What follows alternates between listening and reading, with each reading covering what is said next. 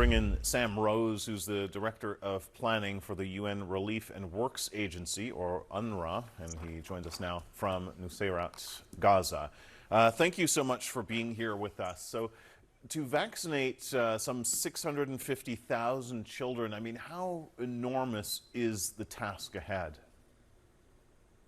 Indeed, this is a massive, massive effort. We've had thousands upon thousands of people working round the clock over the past several weeks to get ready for the launch of the campaign today. It's now underway in the middle area of Gaza. UNRWA, my organization, we have personnel administering vaccines at 25 locations, 25 teams across 25 locations, over 200 teams administering those vaccines. What I can say is that 4 hours into the campaign, we started at 8 o'clock this morning. From what I've seen on the ground, it is going well. We have hundreds upon hundreds of families queuing up to get their young children in particular vaccinated. We have to reach all children under 10, and large queues this morning at the health centers I visited, and all appeared to be going well.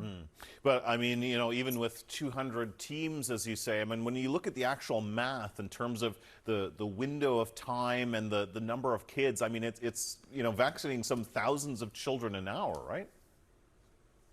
Absolutely. We were reaching, I'd say each team was reaching, hundreds upon hundreds. In the time I was there this morning, I'd say well over 1,000 children vaccinated at this one clinic, which is our busiest clinic in Nuseirat. And look, what that tells us is that the preparations are working. There have to be some adjustments. We have to readjust our teams. We have to send more supplies to certain locations, move things around. But what it tells us is that the acceptance levels and understanding and awareness amongst the community is high. But indeed, the rest is still to come. We've got several more weeks of this campaign. Today, I'm happy to say that the bomb stopped at 6 o'clock this morning, that there was calm on the streets. But today tomorrow we'll have to go beyond the safe areas into areas where the calm, where the pauses haven't been agreed. So much more challenging times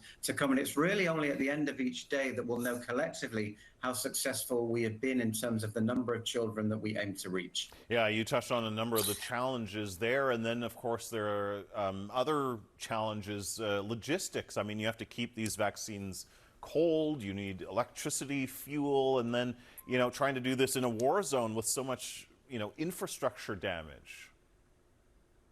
Absolutely. I mean, a massive, massive effort. What we have to our advantage is we have a very highly trained health cadre inside Gaza, working for UNRWA, working for the ministry, very well qualified health professionals. They've had to deal with all sorts of complexities and challenges, not only over the past 10 months, but over the past 40, 50 years, given the situation that they've grown up in. I can say today that it started well, but a lot remains to be done. I mean, as we were administering the vaccine this morning, the heavens opened. It's pouring down with rain right now in the middle area of Gaza. That means the hundreds of thousands of families living in tents, they're living in washed out conditions. The roads are more crowded. Everything about this campaign is difficult and will continue to be difficult. And in many ways, it's really bittersweet. It was very uplifting and emotional to see all the families this morning queuing up in an orderly fashion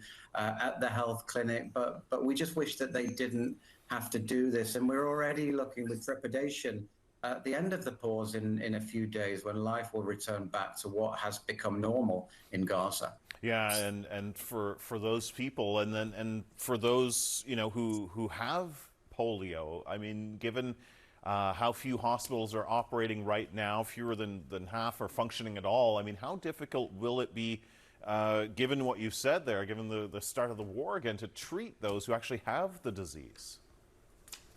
Absolutely. I mean, the outbreak of the disease is a direct function of the conflict, including the decimation of the health center, and the ability of, or the capacity of the health system, the hospitals and the clinic, to treat those who contract the disease will be stretched. I mean, there is no cure for polio, but you are able to alleviate some of the worst symptoms if you're able to get care to people, get professional help. And in an environment like this, it will remain incredibly difficult. But I do want to pay tribute to all the thousands of health staff and other workers amongst the population of Gaza who are doing everything that they can to get these vaccines out there today. It really is quite remarkable to see it happening on the ground. Yeah, absolutely. Echo that. Listen, I want to wish you and all the workers there all the best with this vital campaign. Sam Rose in Nuseirat, Gaza. Thank you so much.